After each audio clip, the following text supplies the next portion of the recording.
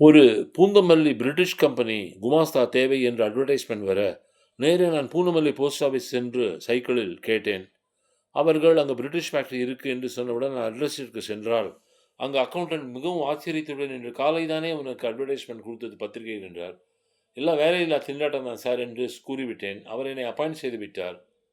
பின்னர் 3 நாட்கள் அங்கே வேலை செய்தபொழுது, அவர் ராத்திரி 8 மணி 8:30 மணி எல்லாம் இருக்கணும். நீ 5:30 மணிக்கு போகக்கூடாது என்றார். 9 டூ 5:30 தானே என்று நினைத்துக்கொண்டு நான் அவரிடம் கேட்கவில்லை. 4வது நாள் ரிசைன் பண்ணிவிட்டு சென்று விட்டேன். எனக்கு வங்கி வேலைக்கு ட்ரை பண்ண போகிறேன். அதனால நான் ரிசைன் பண்றேன் என்றேன்.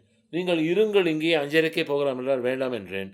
பின்னர் பூந்தமல்லி கிளையிலே எனக்கு ஒரு வங்கியில் வேலை கிடைக்க, இதே கம்பெனி அவர் கம்பெனியின் சார்பாக அவர் அங்க வந்து நின்றார். ஆச்சரியமாக இருந்தது. சிறந்த முறையில் அவருக்கு சேவை செய்தேன். இது ஒரு வினோதமான நிகழ்ச்சி என்று இதை கூறுகிறேன்.